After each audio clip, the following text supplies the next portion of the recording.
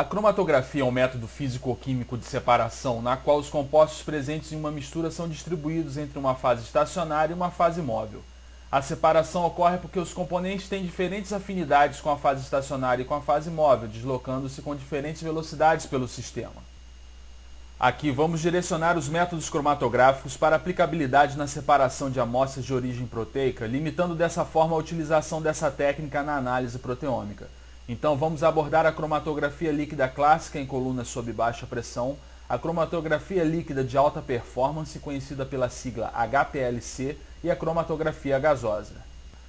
Na cromatografia líquida, a fase móvel é o líquido que percorre a coluna cromatográfica, chamado de eluente, que pode ser uma solução salina, uma solução tampão ou até mesmo um solvente orgânico, dependendo do tipo de cromatografia que está sendo aplicado em um experimento. A fase estacionária é um gel que preenche a coluna e sua composição bastante diversificada dá à cromatografia líquida uma enorme e diversificada gama de possibilidades para isolamento e obtenção de preparações proteicas.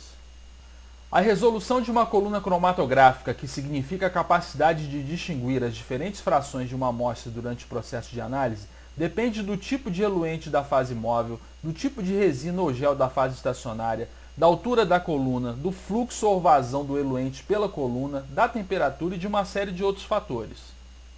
No processo cromatográfico, os componentes de uma mistura são observados como picos registrados em um gráfico de absorvância por volume de eluição após sua detecção. Existem vários tipos de detectores ou registradores que são colocados no final da coluna cromatográfica e que, na grande maioria das vezes, para cromatografias de baixa pressão realizadas sobre a bancada em colunas de vidro como essa, os detectores são pequenos espectrofotômetros que varrem em comprimentos de onda que vão da faixa do ultravioleta ao visível.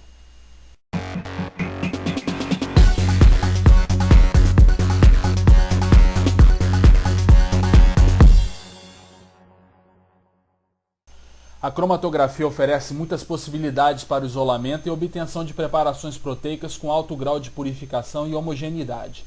Existem diversos tipos de resinas oferecidos por diferentes fabricantes que interagem com preparações proteicas, utilizando as características físico-químicas das proteínas para auxiliarem no processo de isolamento e purificação. Assim, vamos conhecer os diferentes tipos de métodos de cromatografia líquida mais usados em rotinas de purificação dos laboratórios de bioquímica.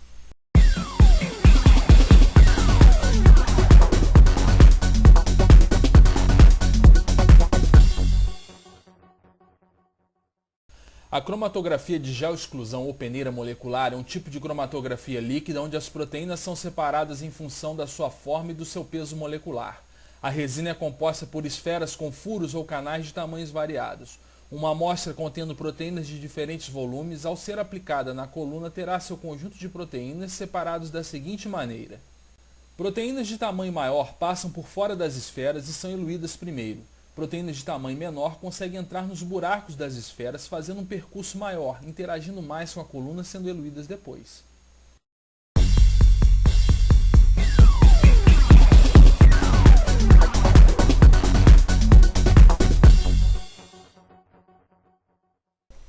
A cromatografia de troca iônica é um tipo de cromatografia líquida onde as proteínas são separadas em função de sua carga.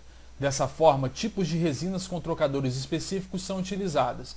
Um trocador catiônico que, como o nome indica, troca cátions e para isso a resina é carregada negativamente, e outro trocador aniônico, cuja resina é carregada positivamente para trocar ânions.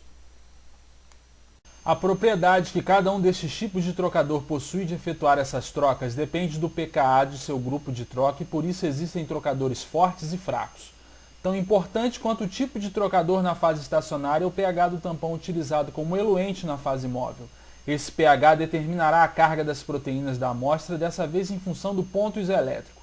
Por isso, lembre-se, para um pH menor que o Pi, a carga assumida pelos grupamentos é positiva, sendo assim ideal para interação com resinas de trocadores catiônicos. Para um pH maior que o Pi, a carga assumida pelos grupamentos é negativa, sendo assim ideal para interação com resinas de trocadores aniônicos. Observe com detalhe o comportamento de uma amostra diante de um trocador aniônico.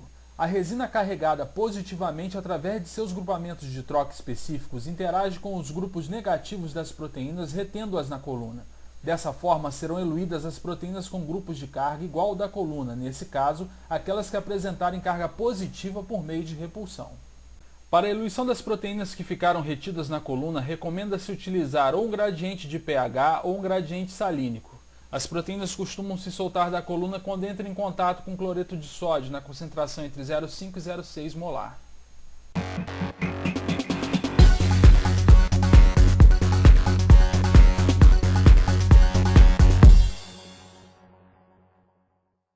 A cromatografia de afinidade é um tipo de cromatografia líquida onde se mostra a interação específica entre um grupamento ligante de um suporte cromatográfico, que pode ser um anticorpo, um epítopo, o sítio ativo de uma proteína ou mesmo um substrato, e um pequeno número de substâncias proteicas ou alvos contidos em uma mistura. Em um primeiro momento, fixamos o ligante à matriz. Depois, a mistura contendo a proteína de interesse é eluída pela matriz. As proteínas-alvo ficarão associadas ao ligante retidas na coluna. Em um segundo momento, outro eluente induz a modificação no pH ou na força iônica ou ainda na polaridade, competindo com a proteína-alvo pelo ligante, desfazendo a ligação da proteína que elui da coluna.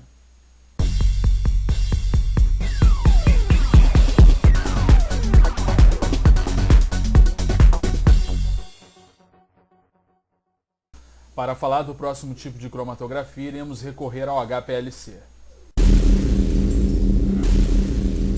A cromatografia de fase reversa é um tipo de cromatografia líquida onde a fase estacionária é formada por partículas de sílica ou resinas orgânicas que estão ligadas a grupos fenil, butil, octanoil ou octadecil. As proteínas se ligam à coluna por meio de hidrofobicidade e se desprendem mediante um gradiente crescente de concentração de um solvente orgânico tipo acetonitrila, metanol, isopropanol e etc. As soluções de eluentes na fase polar ou hidrofílica contêm ácidos orgânicos como ácido trifluoracético da sigla TFA em baixíssimas concentrações de 0,05 a 0,1%, com a finalidade de neutralizar as cargas de suas carboxilas, grupos amino e grupos básicos das proteínas. Na fase polar ou hidrofóbica, a coluna é submetida, por exemplo, a um gradiente linear de acetonitrila na concentração de 0 a 80% para a eluição das proteínas que estiverem fortemente ligadas à coluna.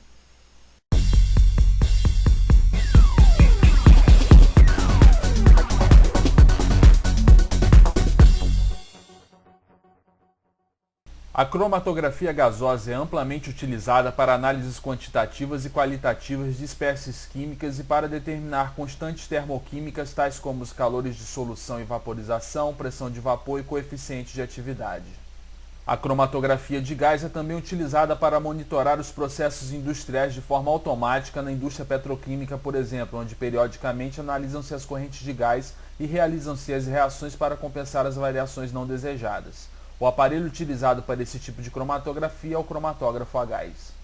O cromatógrafo possui injetores de seringas ou válvula amostrador e os detectores mais comuns utilizados em cromatógrafos gasosos são os detectores de ionização de chama, detectores fotométricos de chama e para análise proteômica os detectores podem ser espectrômetros de massas com fonte de ionização de impacto elétrico acoplados a analisadores de quadrupolo, por exemplo. Na cromatografia gasosa, observa-se a introdução da amostra em uma corrente de gás inerte, normalmente hidrogênio, hélio, nitrogênio ou argônio, que atuarão como gás de arraste. As amostras líquidas vaporizam-se antes da injeção no gás de arraste. O fluxo de gás passa pela coluna empacotada, através da qual os componentes da amostra se deslocam a velocidades influenciadas pelo grau de interação de cada componente com a fase estacionária. Substâncias que têm a maior interação com a fase estacionária são retidas por mais tempo e, portanto, separadas daquelas de menor interação. À medida que as substâncias eluem da coluna, podem ser quantificadas por um detector ou tomados para outra análise.